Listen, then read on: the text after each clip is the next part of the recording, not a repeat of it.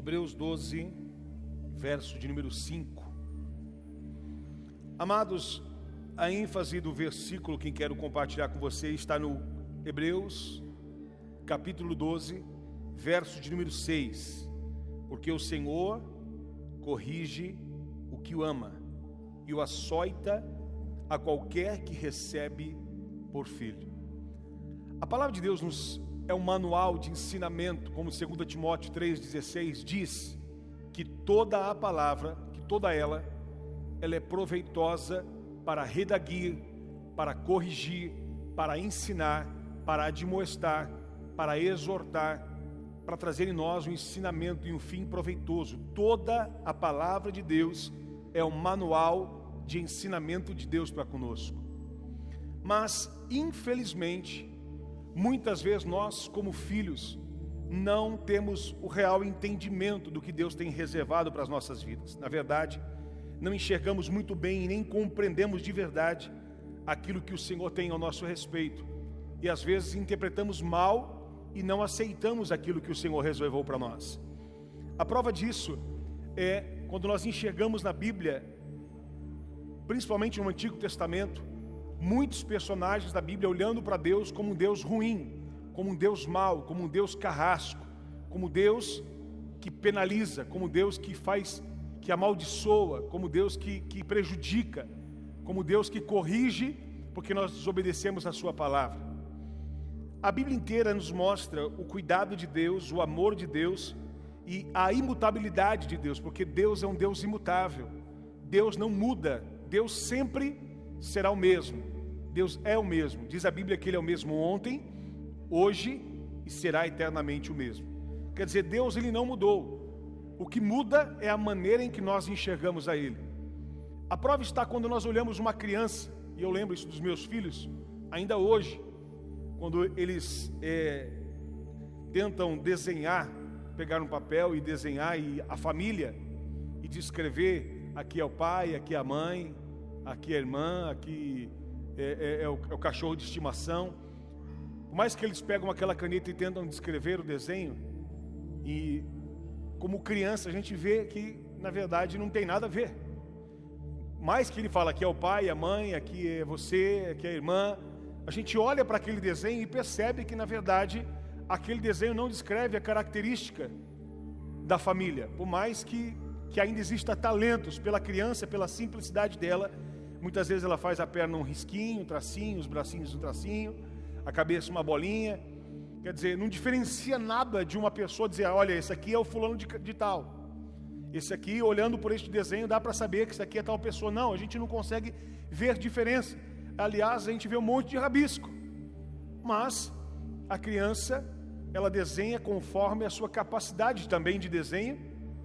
E por muitas vezes ela está enxergando o seu pai daquilo que ela fez. Isso não é diferente para com as nossas vidas que servimos ao Senhor. Às vezes eu e você, nós estamos descrevendo um Deus e desenhando um Deus na nossa mentalidade, na nossa fé, na nossa maneira de enxergar um Deus que realmente não é o Deus em que nós servimos. E o Pai nos respeita, e o Pai nos ama, porque o Pai ama o seu filho. O Pai quer bem do seu filho, mas às vezes o filho não está tendo entendimento, não está percebendo, tendo a percepção da visão real do que de verdade o Pai é para ele, o que o Pai representa para ele.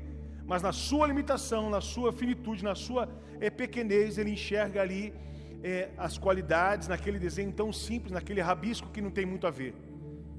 Às vezes nós estamos fazendo como filhos, crianças, tendo em nossa mentalidade um desenho de Deus que Ele quer e que nós enxergamos a respeito dele, mas na verdade isso não descreve de verdade quem é Deus.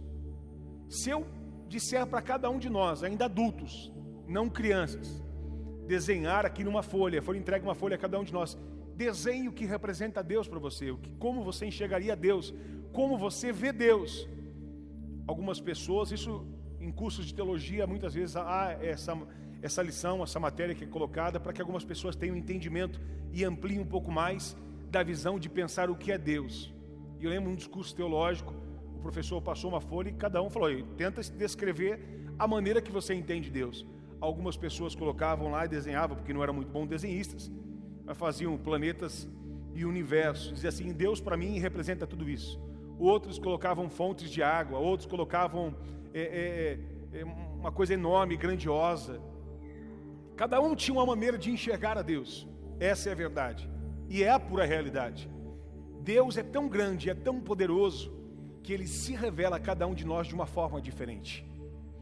Nossa capacidade de enxergar a Deus não consegue, nem eu e nem você e nem ninguém, descobrir a totalidade, quem é Deus de verdade, o que é Deus para nós. Por mais que a gente descreva tudo de excelente, por mais que a gente desenhe as coisas mais belas, olha uma cachoeira, uma fonte, uma coisa maravilhosa, isso aqui representa Deus para mim, ainda assim aquilo não seria Deus. Quer dizer, Deus, Ele se revela em nossa limitação de filhos, enxergamos a Deus conforme a nossa capacidade. Quantos estão entendendo o que Deus está falando? Quer dizer, a nossa capacidade de enxergar a Deus nos limita a pensar o que é Deus de verdade. E Deus aceita isso, porque afinal Deus entende a nossa limitação. E Deus, como Pai, percebe, sabe e aceita, porque Ele diz, cada filho é um filho, cada um tem um entendimento. Por isso a Bíblia diz que cada um de nós seremos cobrado conforme o nosso entendimento, conforme o nosso conhecimento. Quanto muito é dado, muito é cobrado. O que significa, quando você aprendeu mais, mais será cobrado. Se você aprendeu menos, será cobrado menos. Deus não vai cobrar igual de um pastor e um membro, uma ovelha. Só que às vezes as pessoas querem ter a responsabilidade, querem se tornar igualar e lideranças a ministérios, mas na verdade a cobrança de Deus não será igual. Na Bíblia Deus descreve um momento em que Moisés estava diante de pastores. Moisés era um pastor. Moisés era um pastor. E outros pastores, 70 pastores, vieram questionar com Moisés, bater de frente com Moisés e dizer, Moisés, escute uma coisa, quando você falar comigo, Moisés, olha, me respeita, viu, porque eu sou pastor também. Moisés disse, fica tranquilo, eu estou entendendo que você é pastor, só que Deus me levantou como libertador de Israel. Foi Deus que me ergueu como líder, para conduzir e para liderar todo o povo, para tirar aqui do Egito e levar para a terra prometida. Foi Deus quem fez isso. E os outros pastores questionando, batendo de frente, a ponto de dizer, escute uma coisa, eu sou de Deus, e você também não pensa que você é melhor que eu, e cala a boca e tal. Eu estou exagerando aqui, mas é praticamente o que aconteceu. Até que Moisés teve que dizer, então tá bom, se eu sou de Deus, Senhor, abra a terra e engula estes homens agora. E Deus abriu a terra e engoliu aqueles homens. A diferença que quando Deus levanta alguém, quando Deus investe em poder aquela pessoa, a responsabilidade, Deus o cobrará de forma distinta. A prova está que Moisés não entrou na terra prometida. Por quê? Por que Moisés não entrou na terra prometida? Diz a Bíblia que Moisés não entrou porque Deus mandou ele falar com a rocha, e ele bateu na rocha. Mas que injustiça Deus fazer isso com Moisés? Se eu e você temos o perdão, por que é que o diabo não tem perdão? Se Deus te perdoa quando você erra, falha e vai se arrepender, por que Satanás não tem perdão? Quer dizer, essas são as questões que podemos fazer, dizer, mas por que essa diferença? Deus deveria perdoar o diabo se ele se arrependesse. Só que existem níveis de relacionamento em que são níveis de intimidade e de cobrança. Quem muito é dado, muito é cobrado. Lúcifer, antes de ser Satanás, ele era um anjo de luz, e quando Deus falava dele, ele representava a glória de Deus. Lúcifer tinha comunhão com Deus e vivia do lado de Deus. Muita intimidade. Lúcifer sabia quem era Deus. Quer dizer, quem muito é dado, muito é cobrado. Existem níveis e tolerâncias para pessoas que não têm entendimento, mas para aquelas que têm entendimento, vão colher as consequências. Mas na verdade o tempo todo, às vezes nós, por nossa limitação e por não conhecer a Deus, estamos descrevendo ou desenhando um Deus que não é Ele na nossa vida. Estamos desenhando um Deus carrasco, um Deus ruim, um Deus que está me castigando, um Deus que me colocou a andar pelo deserto, um Deus que me fez passar por prova, um Deus que me está fazendo passar por dificuldades sentimentais, um Deus que está trabalhando na minha vida profissional, um Deus que quer isso. Escute, não é Deus quem está fazendo isso, é a nossa maneira de enxergar. Muitas vezes estamos descrevendo um rabisco de Deus a respeito dele, sendo que na verdade Deus não é nada daquilo. Mas a nossa angústia, a nossa tristeza, a nossa pequenez faz enxergar um Deus que Ele não é muitas vezes. Há quantas pessoas dentro da igreja enxergando um Deus que não existe? Há quantas pessoas atribuíram a Deus o que não pertence a Deus? Há quantas pessoas atribuíram até ao diabo o que não é dele? Há muitas pessoas que, para justificar os seus erros, culpam ao Satanás. Você precisa ver, eu errei porque o diabo é terrível. Irmãos, o diabo, ele não tem poder como Deus de estar em todos os lugares ao mesmo tempo. O único onipresente chama-se Deus, o resto são atuações diabólicas, opressões, demônios. Mas escute, aonde o diabo estiver, se ele estiver na África, por exemplo, ele não está no Brasil. Deus não, Deus está na África e Deus está aqui no Brasil nesse exato momento. Isto é a grandeza de Deus. Só que ainda que eu e você tenta imaginar ou descrever ao Senhor a nossa capacidade infinita, limitada, pequena, de filho, às vezes não conseguimos contemplar a sua grandeza e atribuímos a Deus as dores, as provações, as adversidades, as nossas mazelas, angústias e decepções, dizendo: Senhor, por que o Senhor está fazendo isso comigo? Mas no livro de Hebreus 12, verso 6, a Bíblia nos ensina que Deus corrige aquele que Ele ama. Deus corrige aquele que Ele tem por filho. E a Bíblia continua dizendo no livro de Hebreus, no capítulo 12, aqui a partir do verso 6 em diante, nós continuamos meditando, dizendo o quê? Que aquele que é pai, ele corrige o filho. Que aquele que é pai, ele se preocupa com o filho. E ele corrige não porque ele quer mal, mas porque ele quer discipliná-lo para incentivá-lo a crescer no caminho correto. Às vezes nós estamos escrevendo, ou desenhando, ou tendo um pensamento de Deus que na verdade não é nada disso. Porque somos finitos, somos pequenos. É como uma criança desenhando e dizendo: aqui é o meu pai. E o pai pode até dizer: é a cara do pai, mas não tem nada a ver com ele. Porque não descreve de verdade as suas qualidades e quem é realmente Deus. Porque ainda nós somos pequenos o suficientes para não conseguir enxergar quão grande é Deus nas nossas vidas. O Senhor, o que Ele quer te ensinar e me ensinar, é que hoje, com aquilo que eu e você estamos passando, pelas provações, pelas adversidades, pelas dificuldades, por circunstâncias que passamos, Deus, Ele usa essas situações para nos ensinar a eu e você se tornarmos filhos melhores.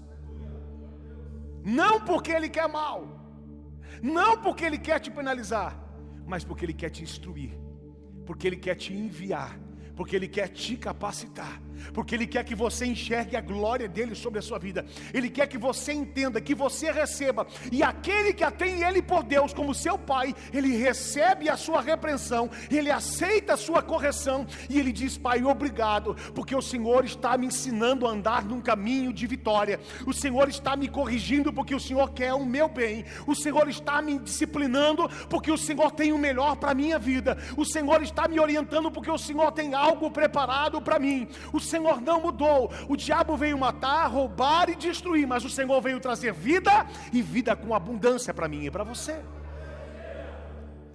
Quando eu e você entendemos a exortação, a correção e o cuidado de Deus, Deus está dizendo: eu não quero só ser teu amigo, eu não quero ser só alguém na sua vida, um ser, eu quero ser o teu Pai. A correção, ela traz a intimidade de alguém que se tornará filho.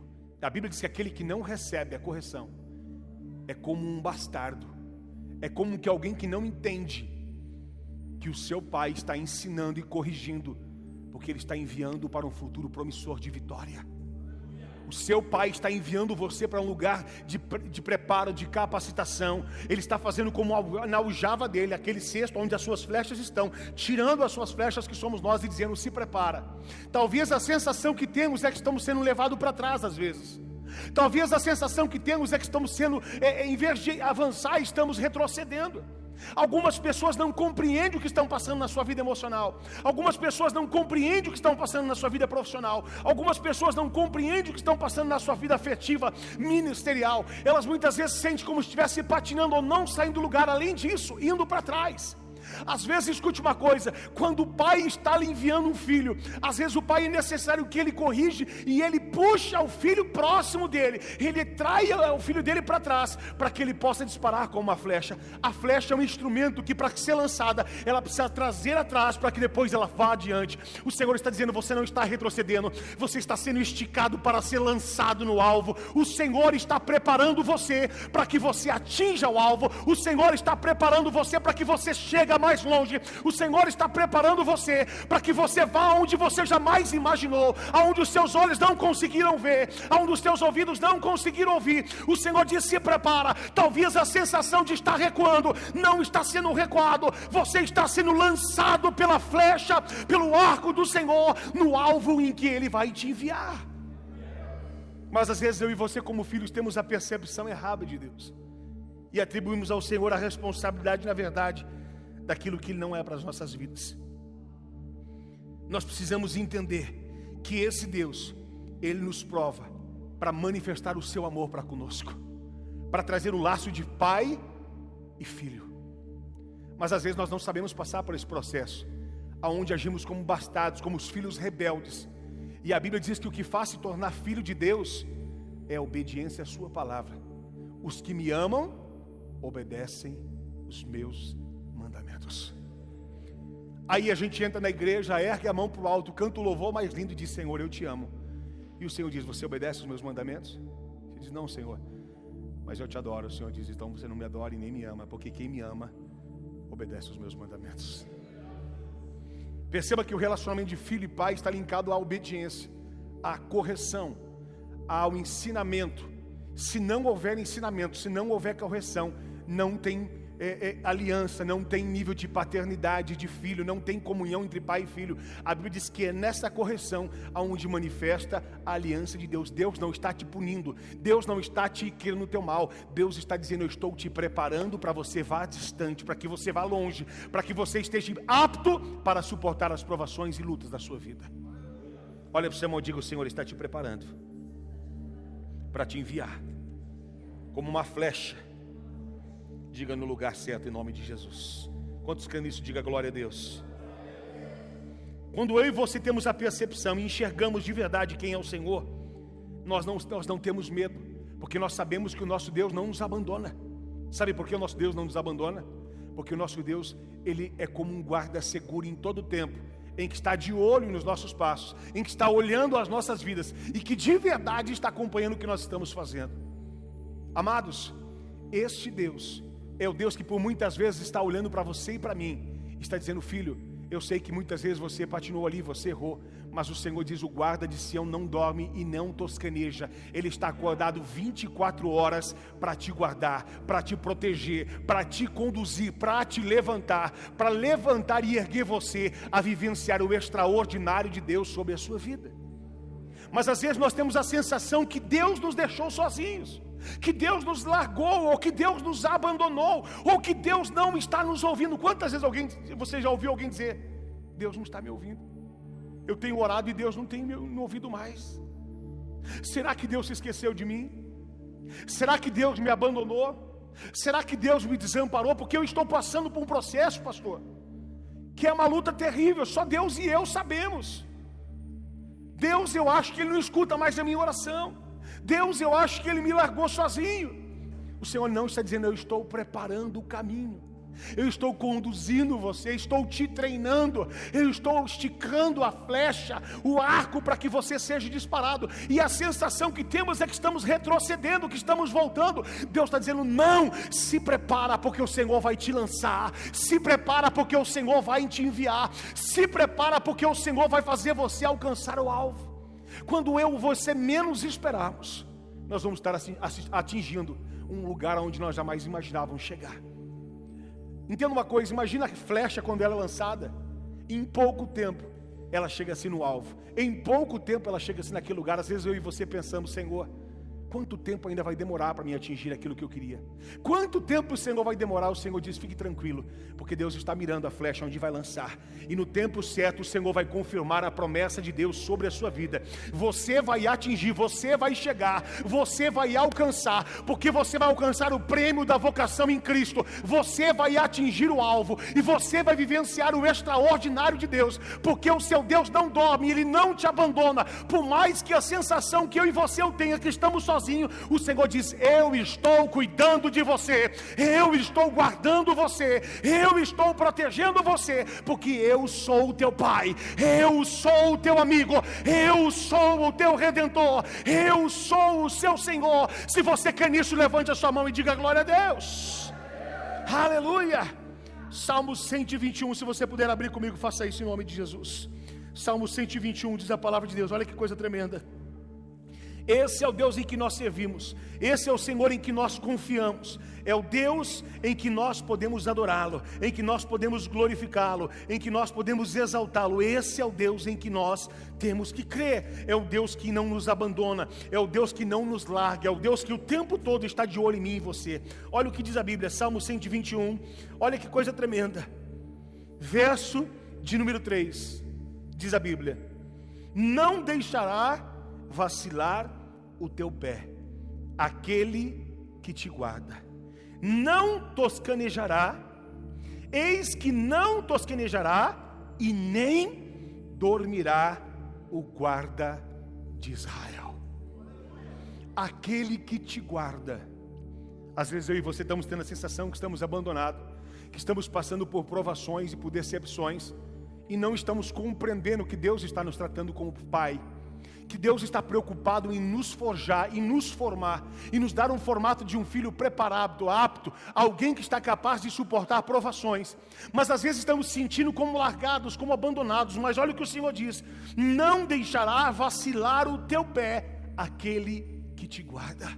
Às vezes eu e você estamos dizendo, Senhor, mas eu estou me sentindo sozinho. O Senhor diz, não, eu estou de olho em você, eu estou olhando os teus passos, eu vou guardar os teus passos, eu vou guardar os teus pés, eu vou te proteger, eu vou te livrar, eu vou te levantar. O guarda de Israel não dormita, ele nem pisca, ele está olhando para você 24 horas, e ele diz, filha, filho meu, eu estou de olho em você. Pode ir, eu estou te guardando, eu estou te livrando, eu sou o seu Deus que te fortaleço. Aleluia. O salmista estava compartilhando algo no coração dele, no momento de provação, dizendo, eleva os meus olhos para os montes, e digo, de onde me virá o socorro? Ele estava passando momentos de provações, de adversidades, de lutas. Quais são os montes em que nós temos elevado os nossos olhos? O salmista está compartilhando um desafio do coração dele. Uma vez eu compartilhei isso com a igreja. Eu estava vivendo um momento terrível na minha vida na saúde. Eu estava num nível terrível, eu estava com diabetes na época. E a diabetes, para você ter noção, uma vez eu fui internado no Hospital do Coração, no HCO. Eu fui lá para fazer um exame, estava com uma dor no peito terrível. E disse para ele que estava doendo. Na hora eu cheguei lá, ele falou, eu vou ter que internar você. Eu falei, doutor, será que não pode ser gases? Porque eu não queria ficar internado. Ele falou assim, ou gases não é gases, aqui é o Hospital do Coração, aqui não é hospital de bairro não, aqui você não sai hoje. Ele falou assim, você me contou que seu pai já teve problema cardíaco, não foi isso? Eu falei, foi. Seu pai já teve cirurgia do coração, não foi? Foi. Ele falou, você está me dizendo que está uma dor no peito, você está com peso excessivo, você tem problema de diabetes, você tem pressão alta, você toma remédio disso, daquilo, você acha que você vai sair do Hospital do Coração? Hoje você não sai daqui, você vai ficar assim, vai fazer todos os exames e eu não vou te liberar. Tá bom, fui internado, procedi os exames, fiquei lá 3, 4 dias internado, todos os exames tinham que ser feitos, acharam melhor eu ter que fazer fazer um cateterismo, passar uma câmera dentro da minha artéria para ver o coração por dentro. Para a glória de Deus, o médico avaliando na hora, ainda não quis dormir, fiquei acordado. Eu falei, não quero dormir, eu quero ficar acordado. E ele falou assim, quem é que solicitou esse exame para você? Você não tem nada no coração, está perfeito o seu coração, você não tem nada nas suas veias. Eu falei, glória a Deus. E ele falou, fique tranquilo, porque esse é o exame mais seguro, porque nós estamos vendo você por dentro, está impecável. Só que é o seguinte, parece que você não vai poder sair do hospital. Eu falei, por qual motivo? Ele disse, você não vai poder sair, porque você está com uma glicemia sua, está a mais de 300. E esses dias aqui, você está internado, comendo alimentação regrada dentro do hospital e a sua glicemia não passa de 300. E nós estamos te dando insulina. Como é que fala? Insulina não é. É insulina, né? Insulina. E não abaixa. Eu falei, eu vou dizer uma coisa, querido. Isso depois de 2 dias, falei, realmente, eu nem com insulina rápida, lenta, a quantos você me der de unidade aí, não vai abaixar. Não tem abaixado, não baixa de 300, não baixa de 200. Só que a minha vista não me enxergava mais. Por muitas vezes eu chegava na igreja, e na época no nosso ministério tinha um reto projetor, não era um projetor como hoje, um telão, era um reto projetor, a gente colocava a folhinha lá e projetava. E eu olhando na igreja, logo que eu cheguei, vi tudo aquilo fora de foco. Falei, meu Deus, o que está acontecendo? Os irmãos que está meio xarope, que ninguém está vendo que está tudo fora de foco esse negócio. Fui lá para ajustar no reto. Cheguei, comecei a mexer, quando mexi começou a ficar pior. Falei, meu Deus, o que está acontecendo? Eu não percebi, mas eu não estava enxergando quase. Voltei para trás da igreja, fiquei na quando eu olhei para o altar, não vi a cabeça das pessoas, só vi o corpo, um vulto. Eu não conseguia enxergar. Estava muito alto o índice de açúcar no meu sangue, a glicemia estava muito alta, e eu falei, meu Deus, está repreendido, e cada dia foi ficando pior. Amados, eu não tinha vontade de fazer nada, quase de me levantar, era uma coisa de desânimo terrível, uma maldição. E essa doença é a diabetes, o nome já diz tudo, diabetes, né? Tem o diabo, tem o chacrinha, chacrete, diabo, a diabetes, tem o capeta, tudo que quer se levantar para as nossas vidas. Eu falei, Deus, não é possível, está repreendido isso. E eu comecei a orar e chorar lá em casa, e sem enxergar direito, e durante muito tempo aquilo ia e voltava, aquela visão melhorava um pouco, depois piorava de novo, e tomava insulina, e tomava todo tipo de remédio, mas não mudava. Naquele dia Deus colocou no meu coração, disse... E eu comecei a orar, e na hora que eu entrei no chuveiro orando, eu lembro que eu compartilhei isso com a igreja. O Espírito Santo falou no meu coração e trouxe essa revelação: eleva os meus olhos para o monte, e eu digo, de onde me virá o socorro? Naquele momento eu falei, Deus, os montes que tem na minha vida é essa diabetes, e eu não aceito isso mais na minha vida. Eu levo meus olhos para o problema, e toda vez eu falo, Senhor, será que tem jeito? Será que não tem como? Mas naquele dia Deus falou assim, eu sou o Senhor. Olha que Deus, o Senhor respondeu para o meu coração: o meu socorro vem do Senhor, que fez os céus e a terra. Amados, preste atenção, quando eu estava doente, eu olhava para os montes. Aí eu olho para você e digo, você como ser humano, o monte é grande ou não? Sim ou não, irmãos?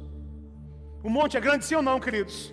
É uma montanha e você fala, é impossível, não tem como, olha o tamanho desse problema.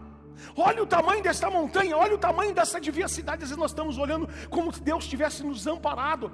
Deus está dizendo, não, é você que está olhando para os montes. O Senhor está dizendo, muda o ângulo de visão, para de olhar para os montes. Como assim, Senhor? E diz que eleva os meus olhos para os montes e grito, de onde me virá o socorro? O salmista diz, o Senhor diz, o meu socorro vem do Senhor que fez os céus. Ele diz, preste atenção, quando ele falou que fez os céus e a terra, ele estava dizendo, montanha diante de mim não é nada, montanha diante de mim não é nada. O meu Deus, o meu socorro vem do Deus que fez os céus e a terra. Ele está dizendo, se a montanha é grande para você, mas para mim que fiz os céus e a terra, isso não é nada. Eu sou Deus de milagre. Eu falei, Senhor, hoje eu creio. Aí o Senhor trouxe a confirmação no meu coração, se tiveres fé do tamanho de um grão de mostarda, diga para este monte, sai daqui para o meio do mar, e ele será transportado. Deus diz, profetiza hoje pela fé. Eu disse, diabetes, seja repreendida agora, saia da minha vida agora e seja lançada ao mais profundo mar. Amados, daquele dia em diante, para a glória de Jesus Cristo, o Senhor me curou, o Senhor me restaurou. Nunca mais a minha glicemia subiu de 70 a 80, porque é Ele que é poderoso, é Ele que é Deus, é Ele que é o maravilhoso, e Ele vai fazer milagre na minha e na sua história. Aleluia.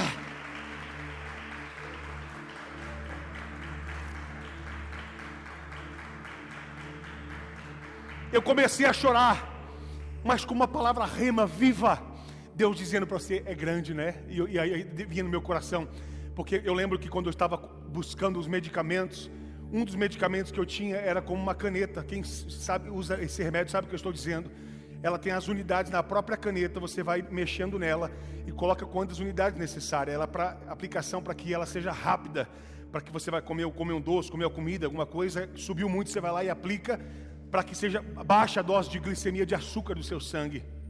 E quando eu fui ver essa caneta, eu lembro que a moça estava lá, havia vários tipos de modelos de caneta, existem vários tipos de caneta, e ela disse para mim, escolhe uma caneta aqui. Aí tinha uma mais linda que a outra, uma de metal, custava 300, 400, 500. E eu olhei para aquela caneta e falei: querida, escute uma coisa, pode ser qualquer caneta aí mesmo, porque eu não tenho diabetes. Ela falou assim: eu lembro quando eu também pensei isso, eu já escolhi a minha, porque isso não tem jeito não, querido. Eu falei para você: escute uma coisa, querida, eu não tenho diabetes. Ela falou: você veio fazer o que aqui, filho? Eu vim buscar o remédio, mas eu vim dizer para você que eu não tenho diabetes. Eu não vou escolher a caneta que vou ficar para sempre, porque eu estou curado para a glória e honra do nome de Jesus Cristo. Ela disse: mas espera aí, tá bom, querido, você quer ficar falando isso, mas você não vai querer essa caneta? Eu falei: não, pode ser essa mais em conta mesmo, porque logo eu vou largar ela e eu vou trazer aqui para a glória e honra de Jesus Cristo para você. Eu ainda não voltei lá, deveria ter voltado, mas para a glória de Jesus Cristo, eu fui curado, eu fui restaurado, eu fui liberto.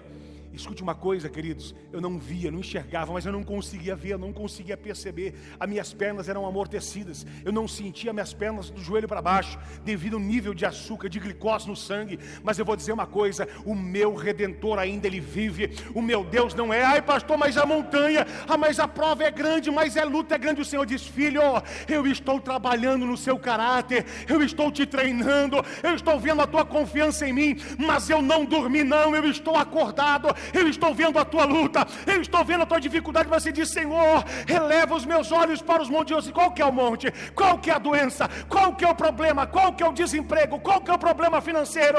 Você pode dizer: uma montanha é grande. O Senhor diz: é grande porque você não viu o tamanho dos céus e da terra. Eu sou o Criador de tudo, eu sou o Senhor de todas as coisas. Para de olhar para os montes e eleva os teus olhos para Ele. Olha para Ele, Ele é maior que o seu problema, Ele é maior que a sua luta, Ele é maior que as provações. Levante a sua mão assim em nome de Jesus. Ele é maior que qualquer prova que você está passando. O salmista estava desesperado. Eleva os meus olhos para os montes, e de onde me virá o socorro? Ele estava dizendo: é muito grande, é terrível, aqui como a montanha é grande.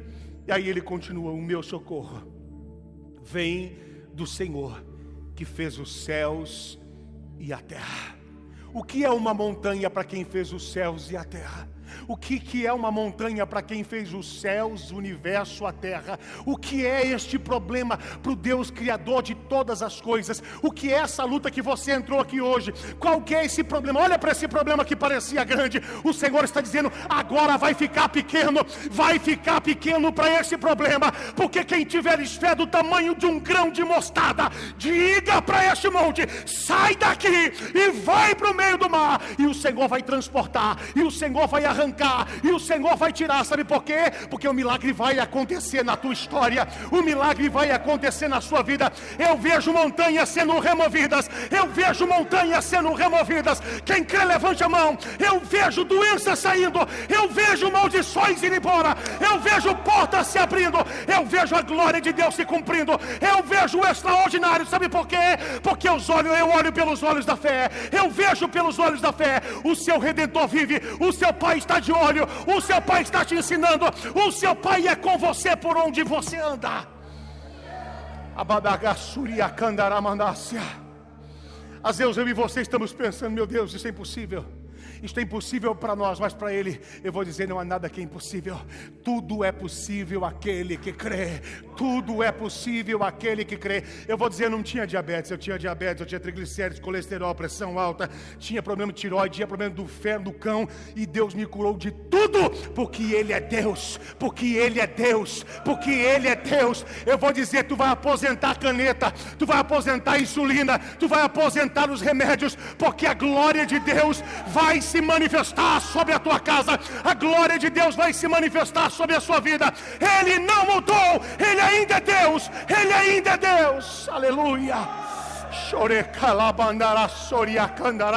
Às vezes nós estamos tão acomodados e dizendo, tá bom, todo mundo tem, todo mundo passa por isso. Se você quer conviver com isso, meu irmão, o problema é meu e seu. Mas se você diz, Deus, tu és meu pai e eu sou o teu filho, eu sei que estou passando momentos de provação, eu sei que estou passando momentos de luta, eu sei que talvez eu estou usando alguns medicamentos, mas é temporário, porque a glória há de vir, a presença há de vir, o milagre há de vir, a unção há de vir. Deus ainda reina, o Senhor ainda governa, o Senhor ainda opera, Ele ainda abre porta, Ele ainda prospera, Ele ainda muda a sorte, Ele ainda ressuscita, Ele faz o impossível acontecer.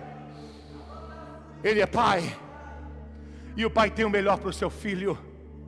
Talvez eu e você nesse momento de disciplina estamos pensando, Deus se esqueceu de nós. Ele diz, o guarda de Sião não dorme nem tosqueneja. Ele não se esquece de você um segundo. Ele não está sem olhar para você. Ele conduz os seus passos, Ele conduz os teus caminhos, Ele direciona você. Ele é o seu Deus. O problema é a nossa visão em relação a Ele. O problema é que a gente não passa de um filho bebezinho desenhando o pai rabiscado, porque ainda nós somos uma criança diante dele. Mas quando nós crescemos na fé, nós vamos saber que o nosso Pai não é aquele rabisco. Ele é muito mais do que nós podemos imaginar. Esse Deus, Ele vai crescer diante dos teus olhos. Talvez você não consiga descrever como Ele é, mas eu vou dizer, se prepara, porque o seu testemunho vai descrever isso.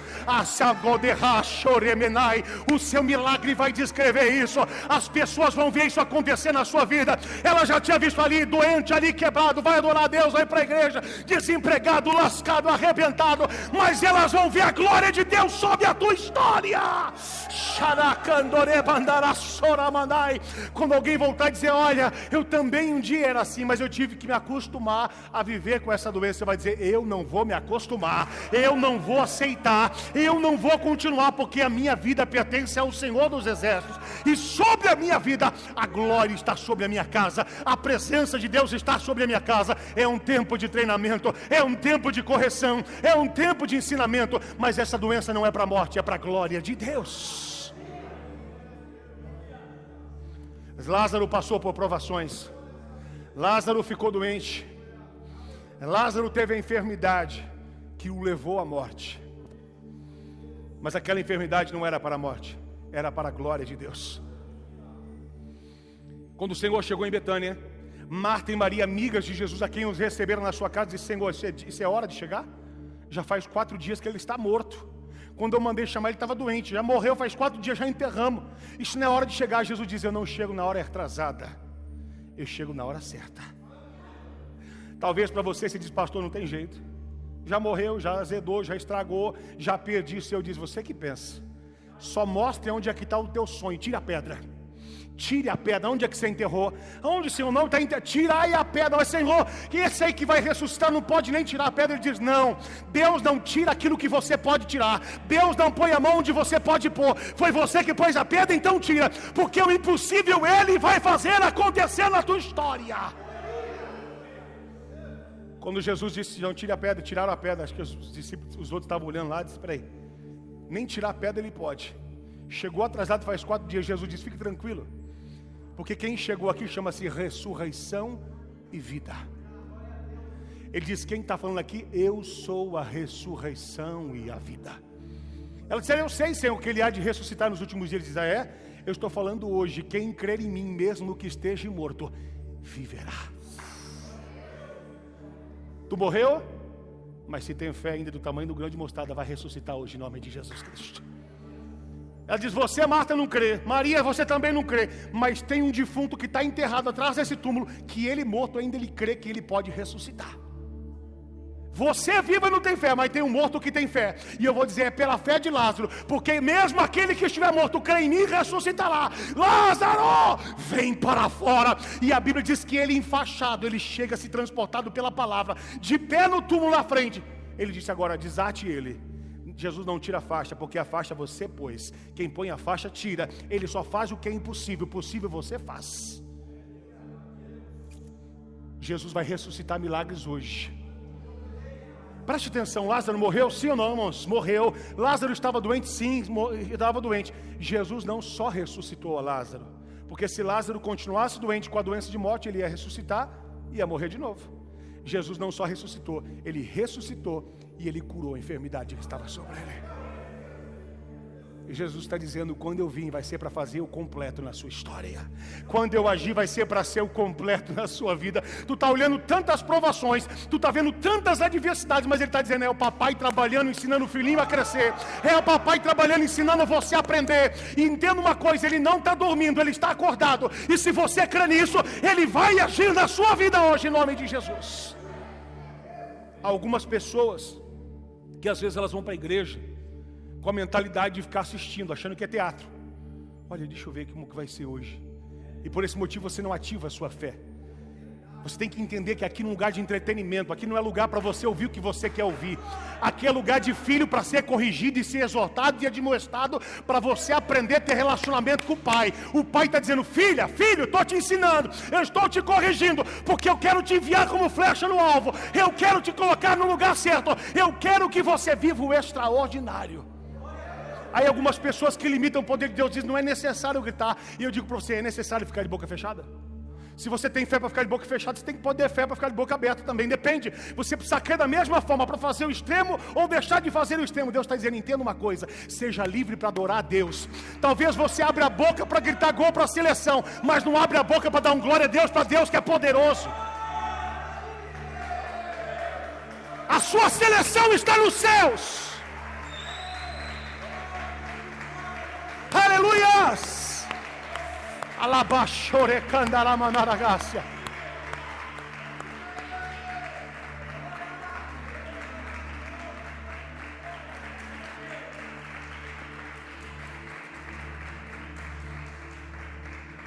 Como bom patriota, eu estou torcendo para o Brasil, para que ele ganhe. Mas eu vou dizer uma coisa: ainda assim a gente sabe que é um jogo. Há a probabilidade de ganhar e de perder. Mas eu vou dizer para você que na seleção de Jesus, ninguém perde. Na seleção de Jesus você não vai vencer, você é mais que vencedor em Cristo. Você já venceu, meu irmão. A medalha já é tua, o troféu já é seu, a vitória já é sua. E você foi escalado por Deus para jogar no time dele. Você é eleito por Deus. Olha para o seu irmão e diga: Ele te escolheu, porque Ele acredita em você. Diga: Ele te escolheu, Ele te chamou para ir e dar frutos, e frutos que permaneçam, para a glória dele. Diga: você foi eleito no time dele, você foi escolhido por ele, você faz parte da seleção de Deus. Alabachore calamandarachoriacai. E na seleção de Deus ninguém fica no banco não, todo mundo é titular. Você é titular, você é exclusivo, você é diferenciado. Deus te chama pelo nome, Ele te chama de filho. Sabe por que na seleção de Deus não tem acepção de pessoas? Porque nenhum pai que é pai faz acepção de filhos. Você não é alguém escolhido para um time, você é filho escolhido para aqueles que são chamados. Você é filho de Deus. O seu Redentor não tosqueneja, Ele não dormitará, Ele está guardado para conduzir os teus passos e te levar no alvo certo, diz o Senhor. Deus nos trouxe aqui hoje para nos fazer enxergar aquele rabisco que estamos fazendo a respeito de Deus, e enxergarmos que Deus não é aquilo que nós enxergamos. Deus é ainda aquilo que nós não vimos. Eu quero encerrar dizendo para você que a resposta de Deus, o que Ele é, está em 1 Coríntios 2,9. Deus é o que nenhum olho viu, o que nenhum ouvido ouviu, o que ninguém jamais subiu no coração do homem. É o que Deus tem preparado para aqueles que o amam.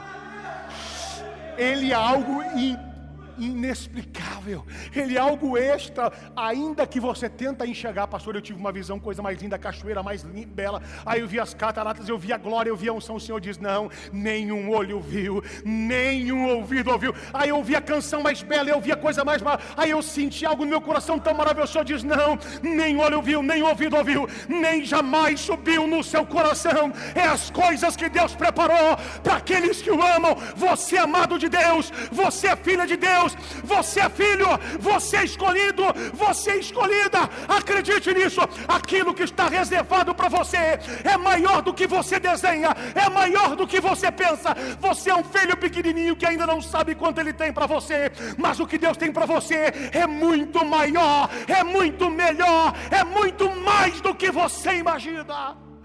Aleluia, Senhor.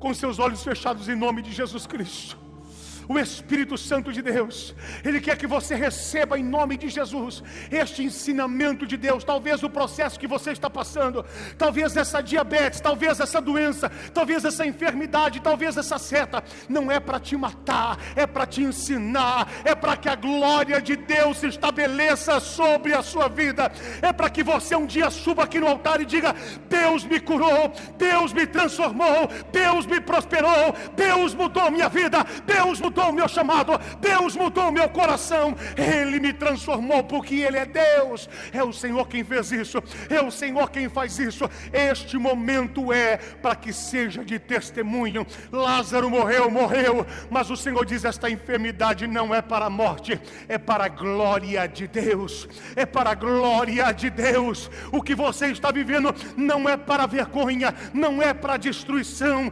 mas é para a glória de Deus, é para a glória de Deus. Você é filho, você é filha.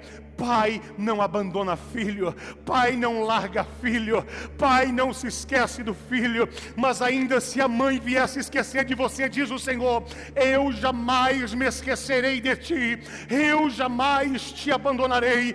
Eu sou o teu Deus, eu sou o teu Senhor, eu sou o teu Redentor.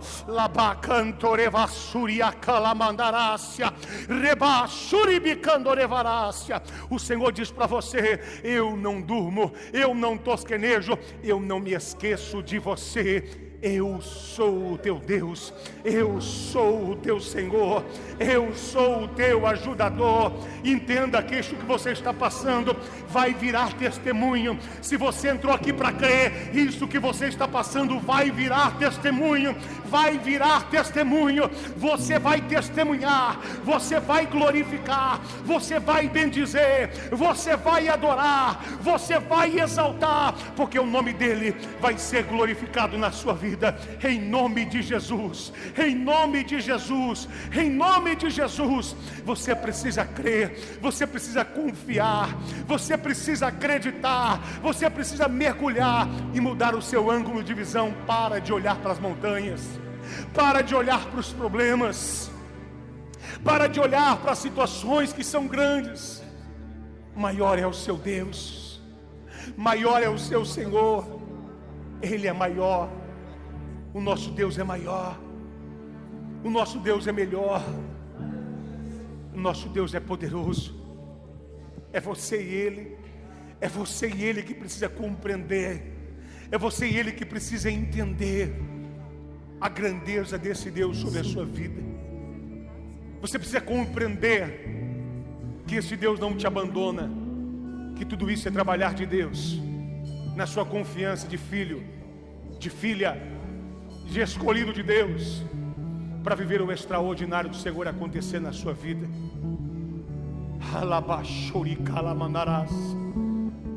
Ele está trabalhando.